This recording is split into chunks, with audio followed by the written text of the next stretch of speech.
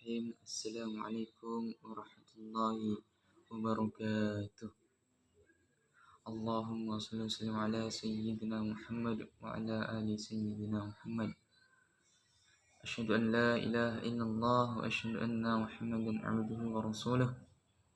Subhanaka la ilma lana illa ma 'allamtana innaka antal alimul azim.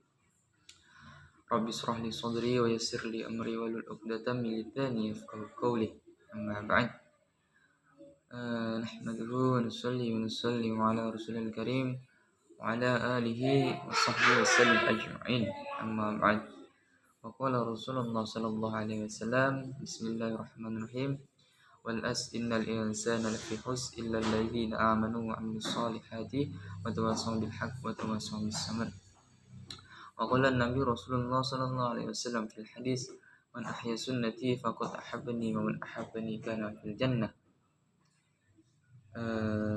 Yang saya muliakan Bapak dosen selaku pembimbing mata kuliah Bahasa Indonesia yaitu Bapak Sufyan, dan yang saya banggakan kawan-kawan seperjuangan yang selalu dirahmati Allah Subhanahu wa taala.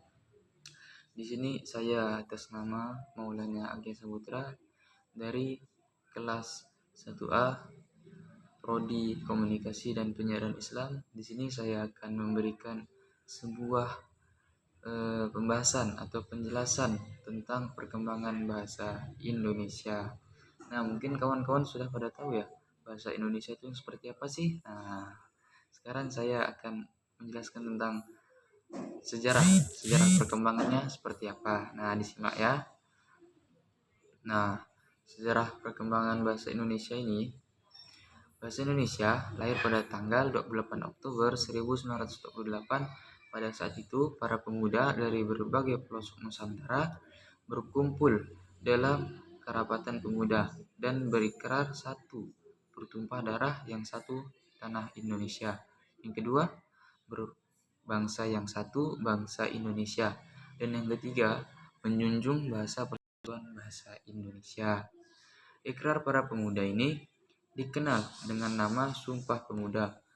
Nah, Sumpah Pemuda.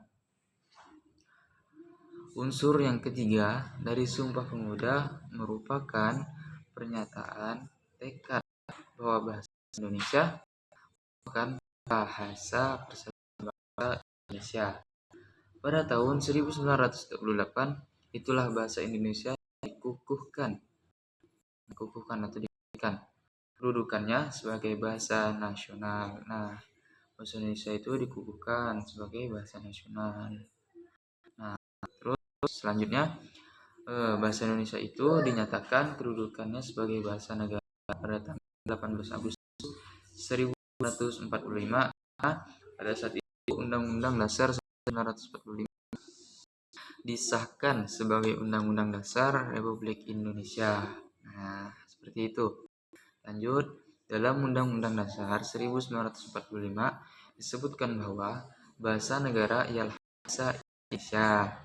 Pada pasal 36 Keputusan Kongres Bahasa Indonesia tahun 1954 di Medan lain menyatakan bahwa bahasa Indonesia berasal dari bahasa Melayu. Nah, rupanya dari bahasa Melayu.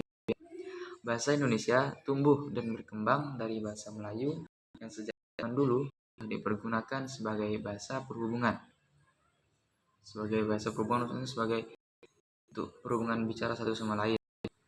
Hanya di Kepulauan Nusantara saja, melainkan juga hampir di seluruh Asia Tenggara. Nah, seperti itu kawan-kawan. Nah, sejarah bahasa Indonesia itu seperti itu ya rupanya. Nah, makanya kita nih sebagai mahasiswa, kita nih harus mencari bahasa Indonesia nih berasal dari apa sih? Nah, kapan sih perkembangan bahasa Indonesia? Nah, di penjelasan tadilah perkembangan bahasa Indonesia itu dikukuhkan atau dikuatkan. Nah,